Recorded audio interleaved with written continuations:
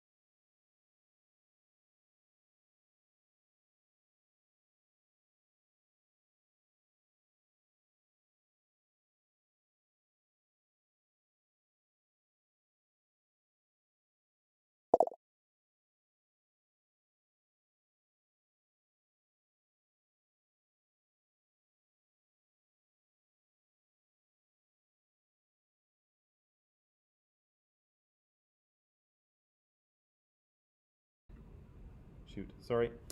Um, I think that what we see, in society in terms of racial inequality, can really be seen in the numbers. And again, I think I cautioned you about this earlier. Is that sometimes it's very easy to focus on individual events, right, and individual people. And so, for instance, the death of George Floyd, was it last year? Last year? Yeah, his death last year was certainly connected to systemic racism in the United States, and his death is a horrible thing, right? But it's not really proof of racism on its own, right? The one person's experience or what happens to one person, cannot define an entire system, right? But it can be symbolic of it.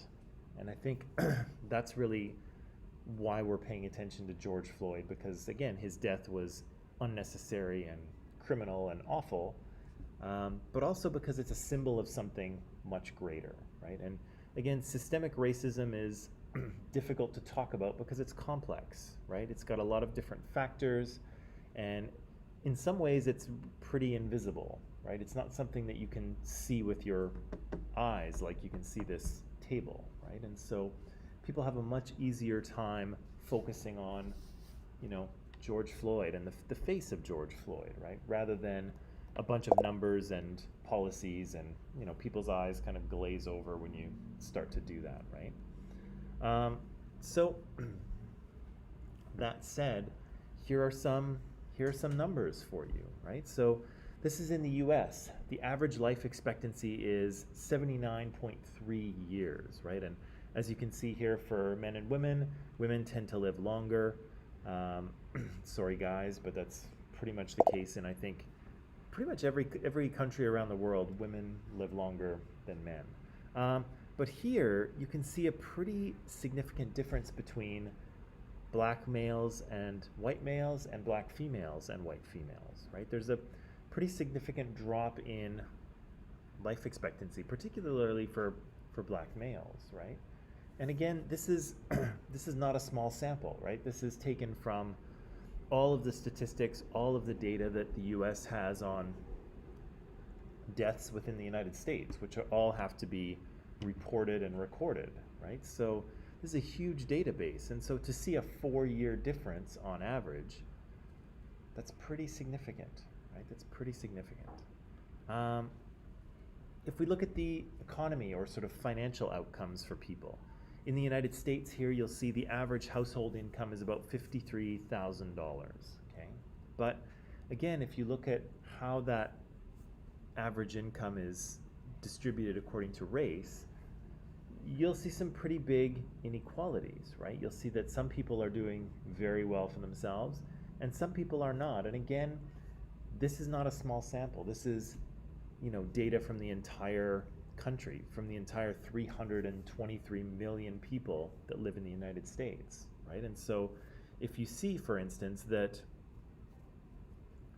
black households' income is just a little more than half of white households' incomes, alarm bell, right? That's a big deal, right? This isn't a sample of 10 people. This is a sample of hundreds of millions of people, and black Americans are living a much lower quality of life or standard of life because they're just not making the money that white people do, right? And again, there's lots and lots of different reasons for that, but all of them are connected to the fact that the US has a very clear and strong history of racism in their country, right? The country is built on a foundation of denying rights to some people and giving them to others, right? And again, that doesn't go away. It doesn't go away very easily, right? It doesn't go away very quickly, and it certainly doesn't go away when there are groups like the KKK and other sort of white supremacists who are actively trying to make sure that doesn't go away, right? That it stays the way it is.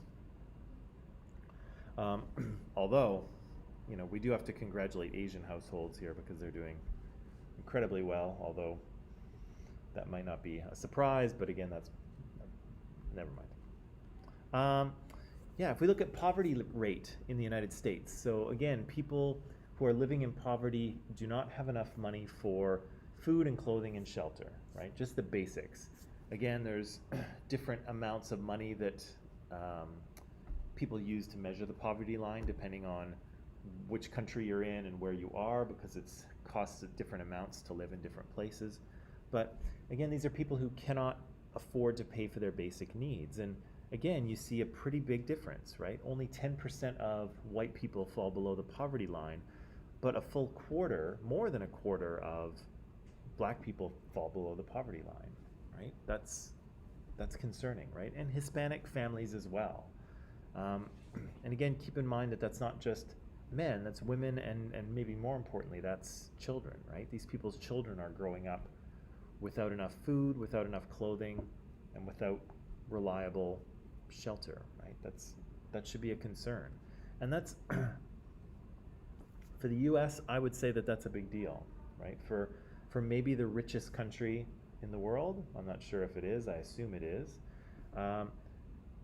15% of their people are living, cannot afford just the very basics of life, right? And so, again, is that, is that something we should pay attention to, right? While Jeff Bezos flies off to space today, and 15% of Americans cannot afford just the very basics of life, I don't know. If we look at the criminal justice system, we'll see that the percent of people in prison is also affected by race, or there's a racial pattern there, right? So again, white men make up 64% of the population in the US, but in jail they only represent 39%, right? So that's about 25% lower than in general society. But again, if you look at black men, they are only 13% of the population in the US, but 40% of the population in prison, right? There's way more black guys going to jail than there is white guys, right? And why is that, right? It could be, it could be very easily explained away by saying, oh, well, black men commit more crimes, the end, right? And, again, maybe there's some truth to that, but there's also other layers and other factors connected, right? So yes, maybe they're committing more crimes. We also know that they're more likely to live below the poverty line, right? We also know that they make less money on average, right? We also know that they are subjected to discrimination and racism, right? In hiring, in society in general, by the police, right? Maybe even by the criminal justice system, right? Maybe black men are much more likely to be sent to jail than white men, right? There's all kinds of, if you have more money, as white men do, you tend to be able to afford a better lawyer, right? Whereas black men may not be able to, right? So again, there's an overly simplistic explanation for this, but there's also lots of associated factors too that come into play here, right? And we have to be kind of smart enough to point out that the simple answer is not very useful. Yeah, and so this is kind of what I'm getting to in terms of why do some of these patterns exist. And again, the idea that, black men commit more crimes, that's kind of a good reminder of theory, right? We talked about the theory of knowledge at the beginning. We talked about critical theory and critical race theory at the beginning, I think, of the course. And some people are kind of, there's a lot of debate going on in social media about critical race theory. But it's a good reminder here for us to remember that, the theory that we believe, right, the beliefs that we have influence how we understand a situation, right? And so, again, many people in the past and some people in the present, might fall into what we call a cultural deficit theory, right? So if we see either Indigenous people in Canada or if we see Black and Hispanic people in the US, if we see them with lower incomes, falling below the poverty line more often, winding up in prison more often, it's very easy to assume that, well, it's something wrong with them, right? There must be something wrong, right? Culturally, they must be more violent or prone to crime, or maybe maybe they're more prone to being dishonest in their taxes or whatever it is. But it's very easy to kind of point the finger at the group and say, well, that's just how they are, right? They are this way, and that's why things are the way they are. But again, we know that that's not really the case, right? You can't really, race is not a thing, right? Race is not a biological reality. And race is not really it's not tied directly to culture, right? And so, to be black is, a certain thing, right? But it matters whether you're a black person from the United States, right? Versus a black person maybe who's just arrived from Africa. It matters if you come from the southern United States rather than the northern United States, right? If you're a black Canadian, that's a different experience, right? If you are a black person who was born and raised in the UK, in Britain, that's different too, right? And so, there is a kind of a common experience to some degree, but those are all different kind of cultures that a person could be raised within. Good morning. Those are all different cultures that a person could be raised within. And so, three black people standing around, one from the UK, one maybe from an African country, and one from the southern US, might have totally different experiences, right? And so, and totally different cultural upbringings as well. And so, again, this kind of cultural deficit theory doesn't really work because, again, you can't connect race and culture that way. And again, this would really only work if all other things were equal, right? If society was perfectly equal in every way, I don't know how we would get there, but if society was perfectly equal in every way, and we still saw, let's say, black people or black families kind of falling behind in society, then we might have cause to say, okay, maybe something's going on. But the problem is that all things are not equal, right? These people exist in a society with a bunch of inequalities in, legal and social and economic inequalities that they have to deal with. And so, you can't really point the finger at these people because, again, they don't exist in isolation. They don't exist in a vacuum. They don't exist in a state where everything else is equal, because it isn't. So again, we should pay attention to historical and institutional and cultural issues here, right? And the ability of the dominant group, in this case white people, to impose their prejudices on society, right? We need to remember that that's an important factor, right? And so, in the past and even to some degree in the present, we see that peoples of color in the US and Canada, they've attended underfunded schools, right? So lots of schools in the US are paid for by the property taxes of the houses around them, right? If you live in a poor neighborhood, guess what? Your property taxes are low. Guess what? Your school isn't going to get a lot of money. Guess what? How's your kid's education going to be? Right? If you live in a very rich neighborhood, your property taxes are going to be higher, right? Your school is going to be well funded. They're going to hire a bunch of, fancy pants educational consultants and get all kinds of cool resources and go on school trips, right? Quality of your education is going to be much better, right? Based on the statistics that we just saw, who's more likely to live in a poor neighborhood? Black people, Hispanic people, right? Who's more likely to live in a wealthy neighborhood? White people and Asian people, right?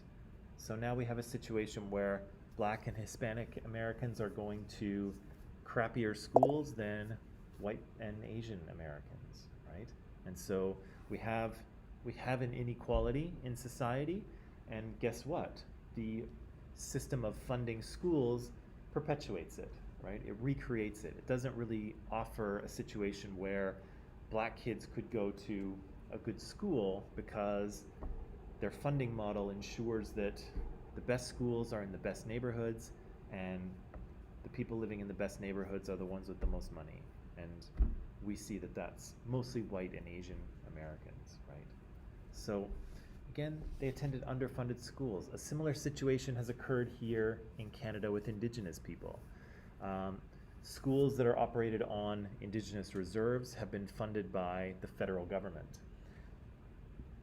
Pardon me. Schools that are operated in like public schools in the province of BC, they're funded by the province. And guess what? The amount of funding they provide is not the same, right? And so, again, are Indigenous kids going to get the best education if they go to school on their reserve? Probably not, right? The schools don't have the same budget to work with. Again, in the States, poor access to health care. Here in Canada, not so much, right? We have socialized medicine, so everybody can go to the hospital and be taken care of for the most part. But in the US, they have a different system, right? And fortunately, Barack Obama brought in his Obamacare, or his Medicare plan, which has increased the ability of poor people to access medicine. But still, if you are a poor person in the United States, you may struggle to get medical care for yourself and for your family, right? And again, we know from the statistics, we know who has less money, right? We know who is most likely to be living below the poverty line. So we also know who's most likely to struggle with health outcomes as well, right? We also know who's going to wind up not being able to get medical care because they don't have the money to, and ultimately maybe not living as long, because we can see that in the numbers as well, right? We didn't have time to get into this, but Black people in the US have historically been denied mortgages and loans and investments, and that's a big deal because that's how families build wealth, right? You get a mortgage, you pay off your house, maybe you sell it and pass the money on to your kids when you die. They take that money and they invest it, or they get a mortgage, and that's how families build wealth, right? But if your family can never get a mortgage, if they can never own any property, they're not really able to build any wealth, right? And so sometimes you see with white and Asian families, you see more transfer of wealth through generations, right? But you don't see that with people lower in the economic ladder, right? They just don't have that. They don't have that kind of money. And here we've seen that Black people and Hispanic people have been unequally treated in that way as well. So again, we're not really looking at individual aspects of culture. We're definitely not looking at individual aspects of biology because those aren't meaningful. We're really looking at a social system that doesn't work equally for everyone. Good morning. Doesn't work equally for everyone, right? Some people are benefited, other people are marginalized and disadvantaged, right? And that's what systemic or structural racism is, right? It's all about the way society is constructed and the way it operates, right? It's the rules of the board game, right? And we're all playing that game, right? We're all playing this board game of life and living in Canada. But again, we're not all playing by exactly the same rules, right? And so for some of us, it's going to be easier for us to be successful. Other people are going to struggle, right? And again, are we okay with that? Is that fair? I just wanted to end it with this. I don't know if you can read this from there, but it was kind of a summary quote that I thought I would use. It sums up a few of the things that we've talked about, and it came up, it probably came up last year in the context of talking about George Floyd and Breonna Taylor and Ahmaud Arbery and the Black Lives Matter movement and all of that was happening about a year ago or so. And so I kind of borrowed this quote, and can you read it from there? Okay, I'll just let you read it. I'm not gonna say it, but.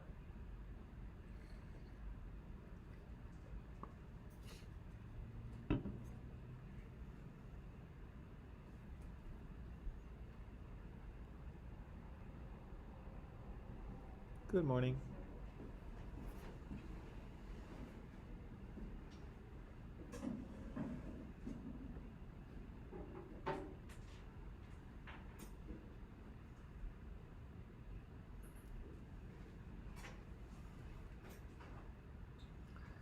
Yeah, and so kind of a statement here from Scott Woods about kind of what the nature of racism is, right? And again, it's structural, it's cultural, it's social, and it can take many different forms, right? Whether people are saying outright racist things like we saw in the white supremacist sort of mini documentary there. But sometimes it's just people not understanding racism, right? Or not really, bothering to pay attention to it because they're white and they don't have to, right? Or or people who don't understand what privilege is or don't admit that it exists, right? All of those are aspects of how racism works. And so, again, clearly racist statements are one thing, but there's actually quite a bit more going on that's less visible. And those are really the things that hold people back, right? Especially if we're not aware of them. Right? Okie dokie. Any final things that need to be said about racism or should be said about racism before we leave it?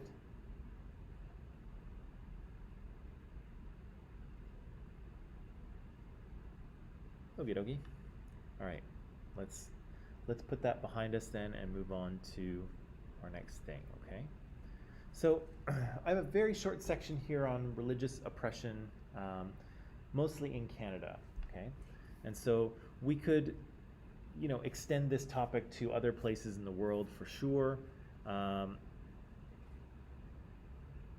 I guess to some degree we will. But I just have a quick little section on religious oppression here, okay? So again, religious oppression is like any other oppression, right? We have a dominant group and a minoritized group. The dominant group is in control of society's institutions. It's able to create society the way it wants in a way that benefits it and disadvantages the minoritized group, right? So again, one of my points, although sometimes I save this till later, but I hope you're kind of noticing that all of these kind of types of oppression, whether it's racism or sexism or heterosexism or religious oppression or whatever, they all kind of work the same, right? The details are different, right? The stereotypes are different. Who the minoritized and dominant groups are different, but all of these things kind of operate in the same way, right? If you look under the hood, the engine running in all these things is exactly the same, right? So here in Canada, just to define, who dominant groups are, this is from a recent survey here, and you can see that most people in Canada identify as Christians, okay? So we have about maybe just over half say that they are Christian.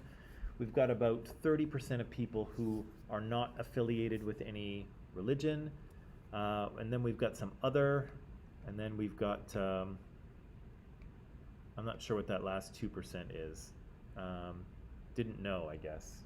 Didn't know. If you look at the Christians that are surveyed, you'll see something like this. So most Christians in Canada are Catholic or kind of come from a Catholic background. 18% are Protestant. Do you know the difference between Catholic and Protestant? What's the difference, Victoria? Catholics have what? They have different rules. Different rules? Yeah. Mm-hmm. If you don't, so if you don't know, Catholics and Protestants are quite similar, right? The church kind of splits in the Protestant Reformation in 1400s, I think. The church kind of splits into two sides. The Catholic Church, again, is a little more hierarchical, right? They have the Pope at the top, and they feel that, I guess one of the basic ideas is that Catholics believe that you access God through the church, right? And that the Pope kind of speaks for God, if you will. So it's kind of this like more hierarchy situation in the church. Protestants tend to favor a more personal connection with God, and so their churches don't have that sort of hierarchy of, priests and bishops and archbishops and cardinals and then the Pope. The Protestants don't really have that kind of situation. But I mean, it's the same God, right? They both believe in God and Jesus and the whole story, and so they're similar in that way, but they have a few differences. Yeah, different rules. So yeah, we have 29% of those Christians are Catholic, 18 are Protestant. We have 30% of Canadians that are non-religious, right? So some are atheists, so they don't believe in any sort of higher power. Some people are agnostic, which I think how do we define that? Yeah, they don't believe in any specific religion, but might think there's some kind of supernatural power behind the universe, I guess. And then people who, I guess have beliefs that don't really fit into any of the other categories, right? But of course, Canada is a country of immigrants, right?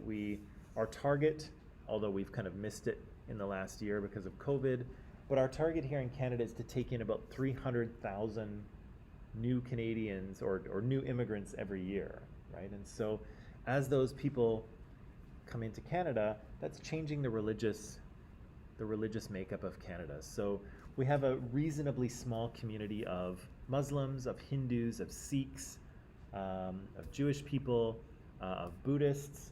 And again, these are currently only 8% of Canadian adults, but I guess we'll just have to see over the years what happens in terms of a graph like this, right? And who knows, maybe we'll see some of these religions growing in popularity. Maybe we'll see things staying the same. Maybe we'll see the non-religious group growing because they have been over the past decade. It's hard to really know what will happen, but this is kind of the picture right now. So in terms of dominant and minoritized groups, of course, in Canada, the dominant group are Christians, right? And the minoritized group is basically everyone else. But I think I would probably point out that there are a few people who are most vulnerable within that minoritized group. And I think I would suggest that it's these 4 groups.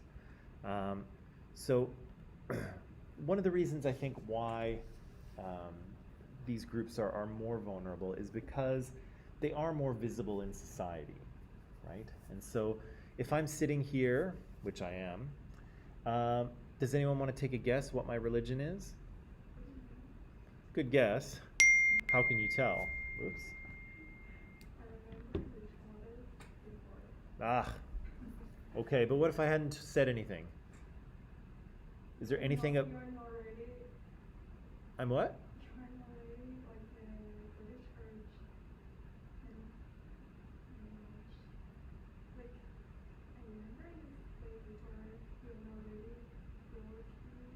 Yeah. Well, and be that as it may, yeah, that's okay, that's true. But is there anything about me that tells you what religion I belong to?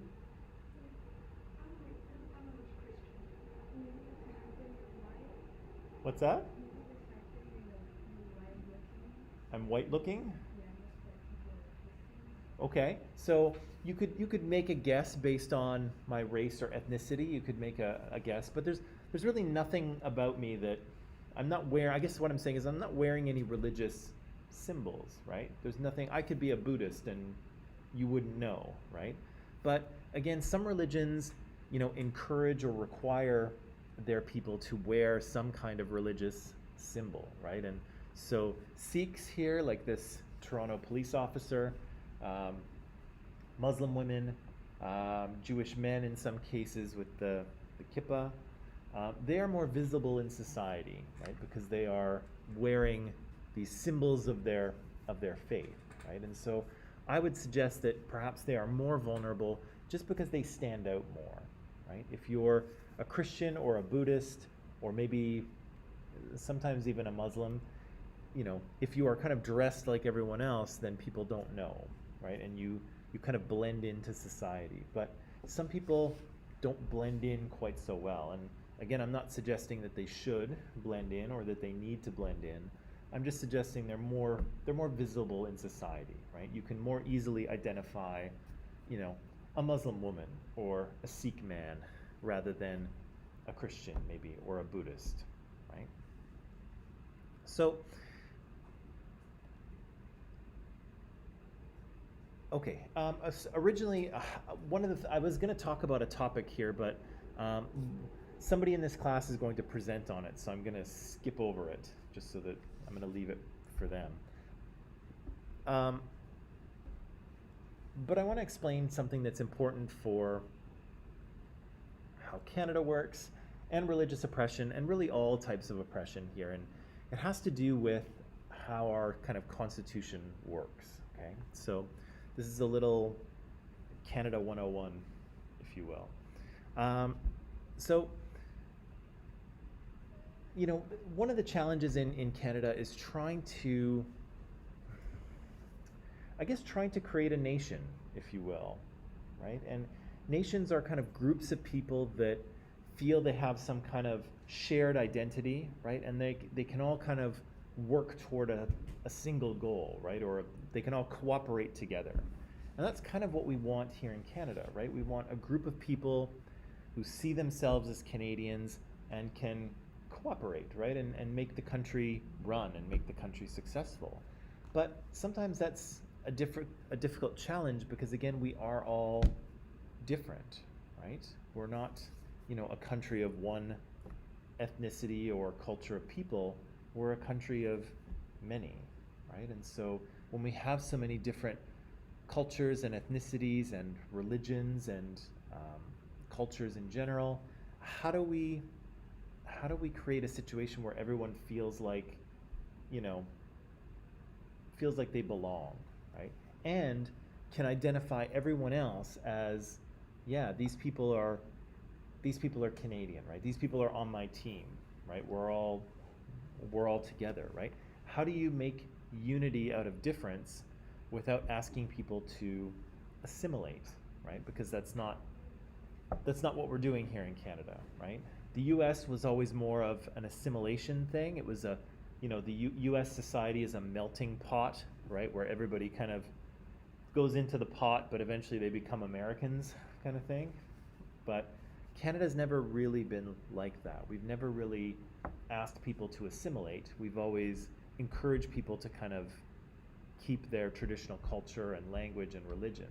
But again, how do you create unity out of all kinds of people who are different, right? And that's an open question. That's one we're still trying to figure out. But anyway, in terms of religious oppression and religious freedom and other kinds of freedom come from the Charter of Rights and Freedoms, which I think I may have talked about before. Charter of Rights and Freedoms is, for the most part, pretty awesome. It is found in our Constitution, and so our Constitution is fairly new. It was only kind of passed in 1982. Before that, our Constitution was basically the British North America Act, and so that was a piece of legislation passed in the UK when we were still a colony, and that's kind of the British North America Act is kind of what made Canada a country, but also it's sort of structured its government and told the government what it could and couldn't do, because that's what constitutions are for. But for the longest time, the British North America Act was our document. And so in the kind of late 1970s or through the 1970s, Justin Trudeau's dad, Pierre Elliott Trudeau, who was also Prime Minister, he wanted to bring the Constitution back here, right? He wanted us to pass our own Constitution so that we would own it, right? It would be ours, and we could make changes to it if we wanted to, right? So he did a lot of work, compromised and spoke with all the provinces and managed to get the Constitution brought home here to Canada. And as part of it, he got the Charter of Rights and Freedoms passed as part of the Constitution. So these rights are constitutionally guaranteed, right? They're not a regular law, right? Regular laws can be overturned, right? The Liberals can pass a law, we can have an election, the Conservatives can get into power and overturn the law. Easy peasy, right? Constitutional law is much more difficult to overturn, right? It's not set in stone, but it's more difficult to change. So these freedoms are kind of guaranteed to Canadians. And again, not only Canadians, but almost anyone in Canada. So again, one of the things I like about this is that almost all of these freedoms are guaranteed to all of you.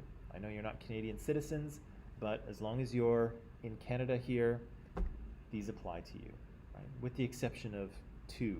Can anyone guess which ones don't apply to you? Rights and freedoms that I have that you don't? Yep, the right to vote. So I can vote or run for office, and you all may not. Haha, no. And sorry.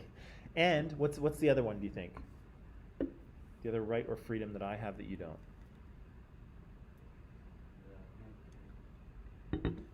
Say what?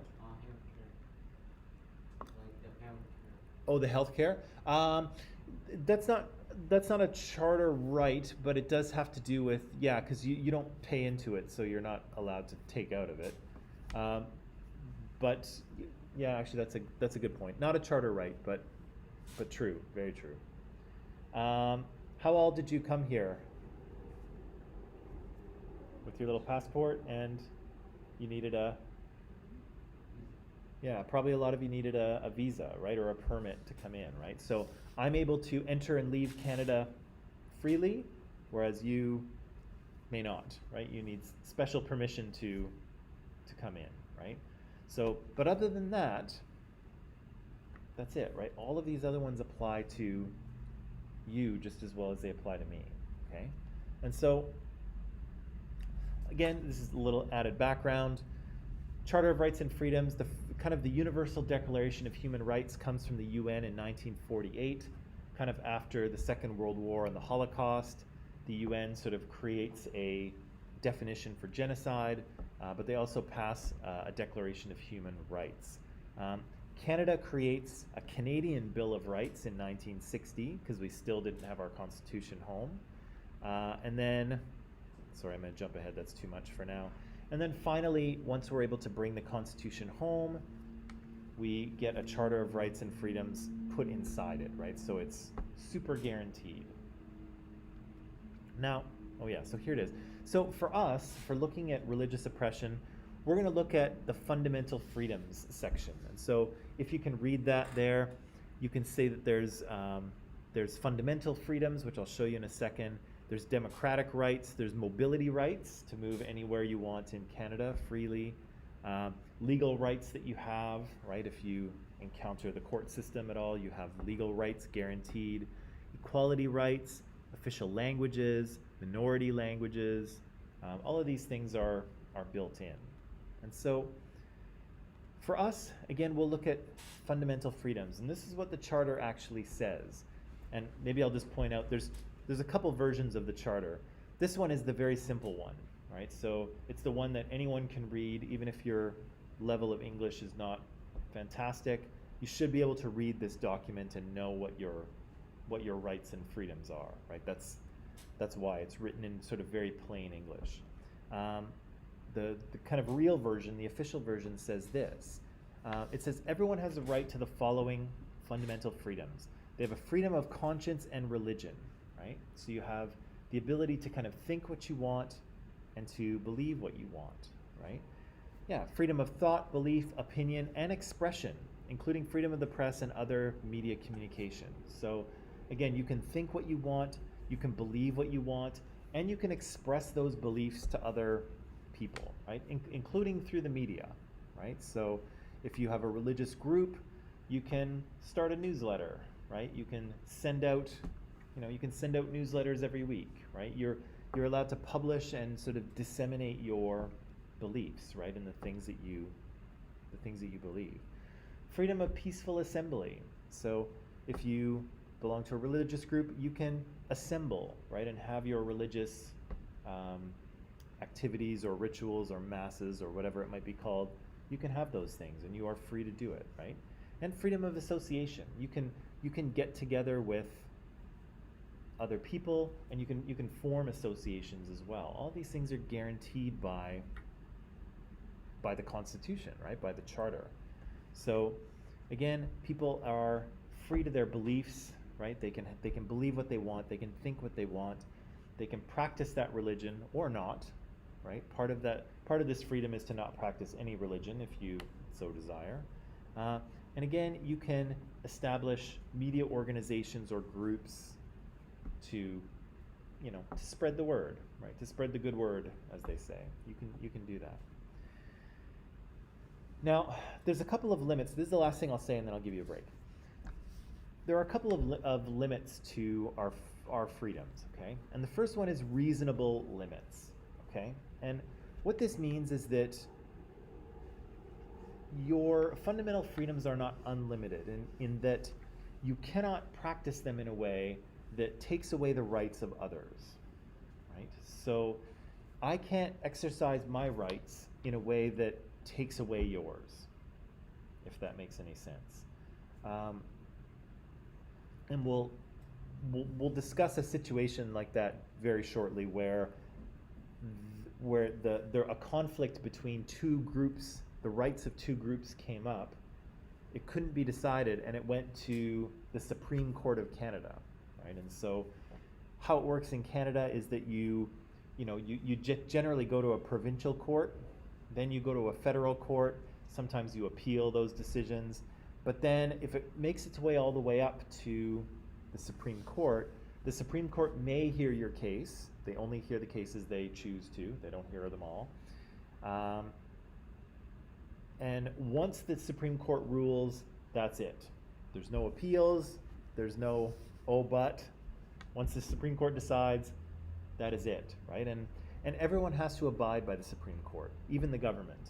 And so if the Supreme Court says, okay, government, you've passed a law that's unconstitutional, you need to change it, the government needs to change it, and there's no appeal. So the Supreme Court is very powerful in this regard. So there's reasonable limits. I can't exercise my rights in a way that takes away or infringes on your rights. The second one is tricky. And it's the notwithstanding clause. And this is a section of the Charter that allows governments to pass a law that does infringe on people's charter rights. Okay? Now, in theory, you shouldn't be allowed to do this, right? Because people are guaranteed their rights. And so governments should not be able to pass a law that takes those things away. And if they do, then the Supreme Court should strike that law down and say, no, you can't have it. It violates the Charter. However, the only way that Pierre Trudeau could get this Charter of Rights approved and get it into the Constitution was allow the provinces to have a back door, if you will. So to allow them to pass a law that actually did conflict with the Charter. And so that's the notwithstanding clause. And so notwithstanding is a weird kind of word in English, but it kind of means like, even though we know this other thing is true, we're going to do this, right? So, Victoria, you're, 100% grade on the final, notwithstanding, I'm still going to fail you. So, I'm not. But that's what it means, right? So, even though this thing is true, we're still doing this, right? So, the notwithstanding clause has been used quite a bit in the province of Quebec because they've passed a lot of laws to protect French language and culture, and those laws violate the Charter to some degree because people do have the right to speak their own language, and they do have the right to be educated in their own language. But the Quebec government has said, no, we don't believe that. We want everyone to speak French. And so the French government or the Quebec government has sort of used this notwithstanding clause quite a bit in order to try to protect French language and culture in Quebec. Okay, it's been used a couple other times, but interestingly, a few provincial politicians are flirting with the idea of using it more often, which is a problem. Because again, if you can just override the Charter wherever you want, what good is it, right? What is the point of having a Charter of guaranteed rights and freedoms if governments can just violate them whenever they think they want to, right? So we don't have to go too deep into this. It's kind of a confusing situation, but these are the limits to charter rights. One, you can't exercise your rights in a way that takes away the rights of others. And second, there's a notwithstanding clause that allows governments to pass a law anyway. Okay. So, yeah, so this notwithstanding clause was a compromise to kind of gain support at the time and allow Pierre Trudeau to bring the Constitution back. And maybe I'll just say this is the last thing I'll say. And so when the Supreme Court decides something, it kind of sets a precedent, right? And so based on what the Supreme Court decides, other courts will kind of make similar decisions on similar issues, right? Because the Supreme Court kind of guides the way for other courts. The other thing I'll mention very quickly is if you want to, oh yeah, and Supreme Court decisions cannot be reversed by the government. The Constitution can only be amended by the 750 rule, okay? Which means that if you want to change the Constitution, you need 7 of the provinces to say yes, and those 7 provinces need to represent 50% of Canada's population at least. So if you're going to make a change to the Constitution, a lot of people have to be behind it, right? Which is good, right? You don't want the Constitution changed whenever people feel like it, right? You want people to agree to it. Okay, let's take a break. When we come back, I have an example to show you of this kind of reasonable limits thing and what happens when religious freedoms kind of, well, actually religious and I guess other fundamental freedoms kind of come into conflict, okay? But let's take a break and then we'll do that.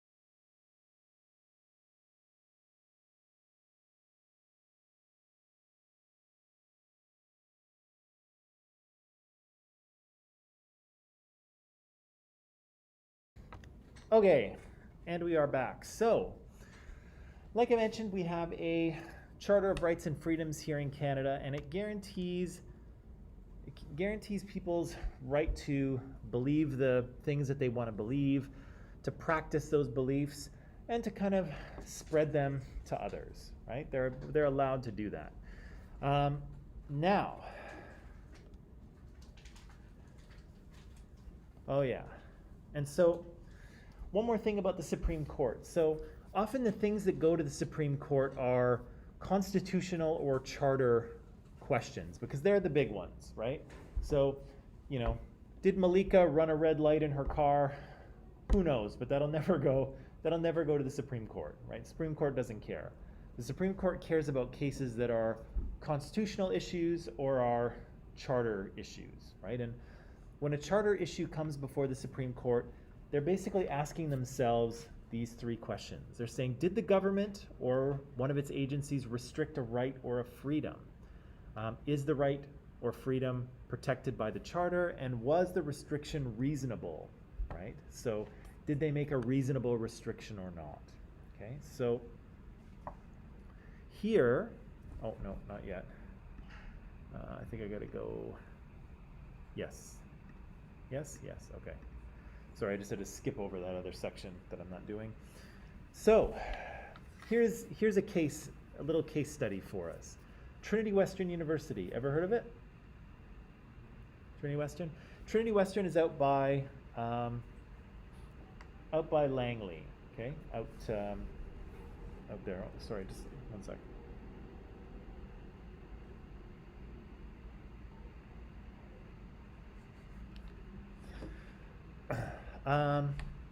Trinity Western is a private Christian liberal arts university out in Langley, okay? So if you get on the highway and you drive for about half an hour or so, give or take, you'll get to Langley and you'll get to Trinity Western University. And so they have a bunch of different programs, as you can see here. Lots of undergrad programs, some graduate programs. And again, it's a privately funded university, so they don't get government money. In a way, they are similar to Columbia College in that way, because Columbia College doesn't get government money either. Okay. Now, a little bit of a controversy or charter rights issue came up a few years ago, having to do with Trinity Western, and it was it had to do with a few things. Okay, so let me give you some background. Trinity Western wanted to establish a law school, okay? So they wanted to create a school so that you could go to Trinity Western University, you could get your law degree, and then you write the bar exam, right, here in Canada, and then if you pass the bar exam, you become a lawyer and you start to make the big money, right? I'm serious, I picked the wrong career. I could have been making like $700 an hour as a lawyer. Big mistake. Anyway, I'm just teasing. So they wanted to establish a law school. And now in order to do this, they have to be accredited by the Law Society of Canada. Okay, so like a lot of professions, doctors and such, lawyers kind of regulate themselves. Okay, and so if your law school is not approved by the Law Society of Canada, it means that the Law Society will not recognize graduates of that school, which means they can't write the bar exam, which means they can't be lawyers in Canada, right? So for Trinity Western, they can't have a law school that's not accredited by Law Society of Canada, because if it's not, you can get a law degree, but you can never be a lawyer in Canada. So what good is that, right? So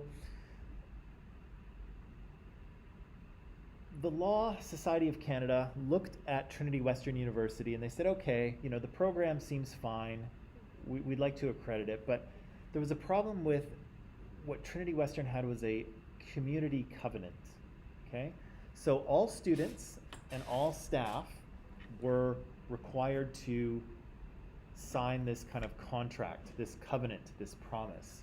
And in it, they promised to, be nice and, not cause trouble and, uphold Christian values and, treat others well, and kind of normal stuff.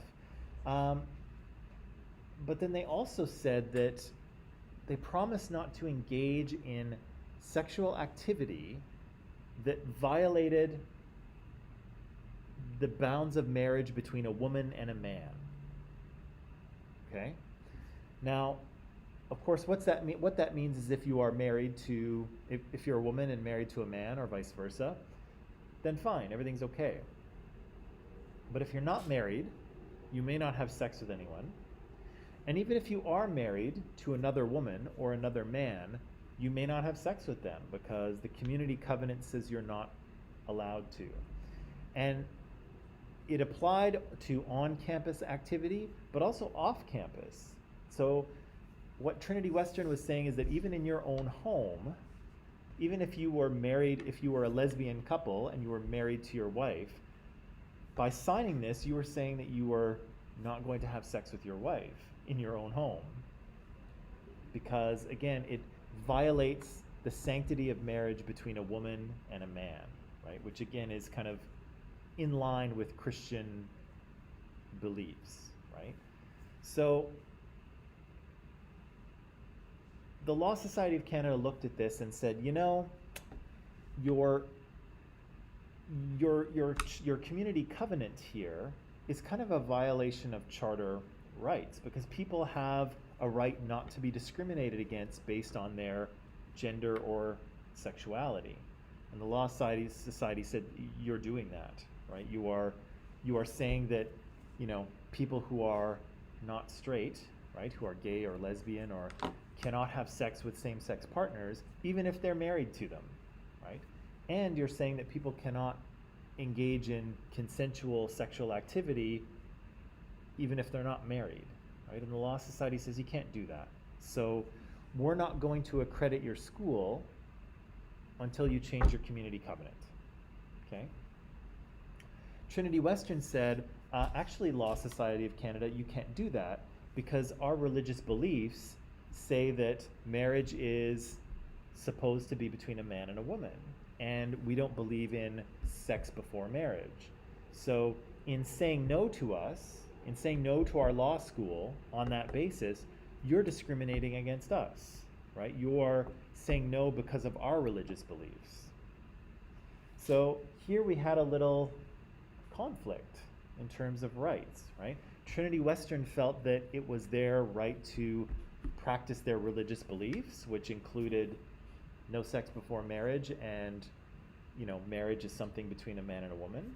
And the Law Society said, well, we think you're discriminating against people with different genders and sexualities, and so we're not going to accredit your school until you stop discriminating. So here we have a little bit of a problem, right? So the two sides went to court. It found its way all the way up through provincial courts and federal courts, and it found its way to the Supreme Court of Canada, okay? So what I want to show you here is two short videos, and they kind of share a little bit of the perspective of both sides, okay? So let me just grab the right one here. There we go. Where is it?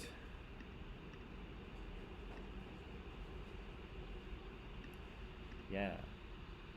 So I've got a few questions for you here to do with this first video. Now, the first video's perspective is from the perspective of Trinity Western, okay? And so what I'll show you in the video, and just give me 1 second here to sort this out. 1 second, I'll sort this out here.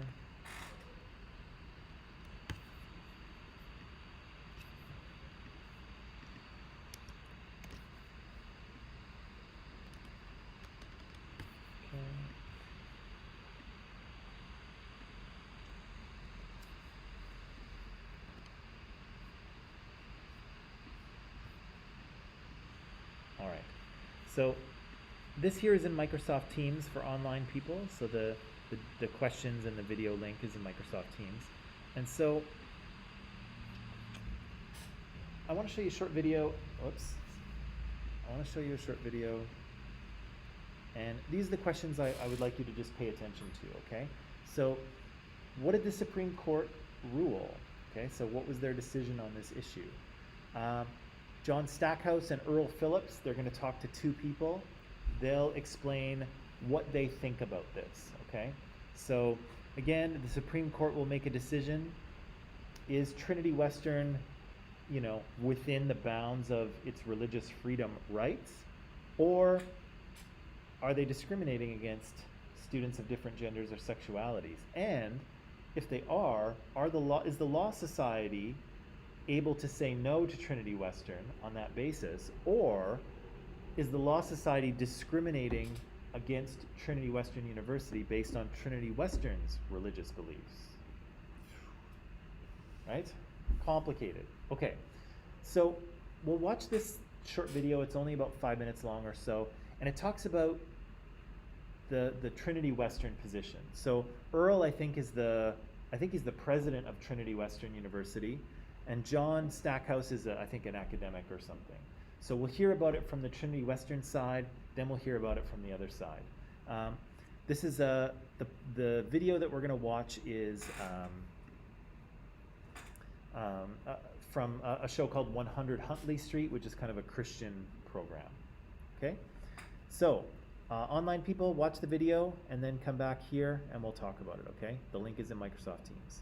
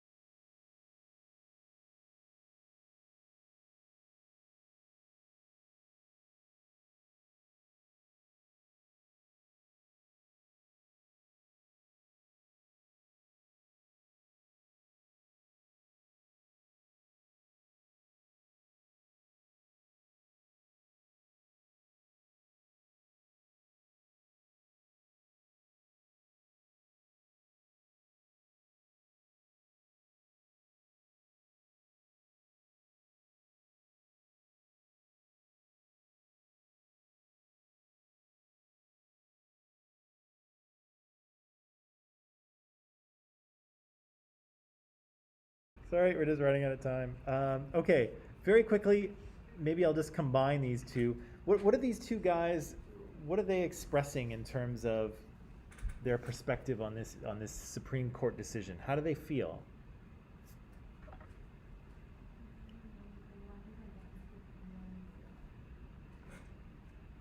No, not quite.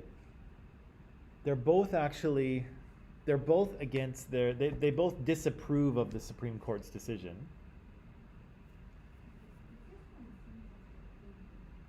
Uh, no, he was, no, both of them were critical of this decision, didn't agree with it.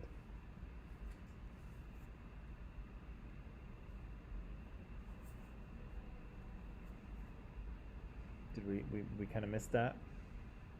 Okay, that's okay. Um, what else did you hear from those two guys? What kind of things did they say?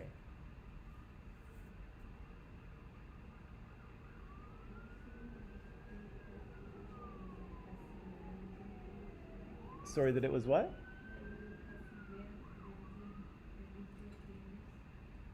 Yeah, so they feel that they're well they feel that they're being discriminated against, right? And that the Supreme Court has kind of I guess violated their religious beliefs or sort of sanctioned it, right? Supported the discrimination against them, right? One guy said he felt the charter had been turned on its head, right? Um, what else was said? There was talk about religious, about the ability of people to sort of be religious in the public sphere, right, in a public space. Um, Shoot, we're not going to have enough time to deal with this. Um, okay, maybe what I'll do is I'll press pause on this. We'll come back to it tomorrow. Unfortunately, we're kind of ending at an awkward spot, but I'll try to. Maybe we'll just watch that video again at the beginning of class tomorrow, just to kind of refresh our memory, and we'll go from there. So yeah, that's a weird spot to end. Can we do a quiz on Friday? A very short quiz on Friday? Okay, because we need to squeeze in. I think we need to squeeze in at least one or two more. So let's do a quiz on Friday. I'll figure out the class numbers, although maybe I can do that right now. Let's see, social justice. The last quiz was, okay, so let's do like, I'll put this in Microsoft Teams, but last quiz we went from 15 to 25, so let's go like 26 to 36. Let's do that, okay? And so we'll do that quiz on Friday. Yeah, but I'll post the details in Microsoft Teams just so it's there, okay? Any questions, comments, things people would like to say before I release you back into the wild? Everybody good? All good? Okay. That is it for today then. Pack it up. I'll see you tomorrow. Quiz on Friday, and I'll post the details in Microsoft Teams right away, okay? Okay, that's it. See you.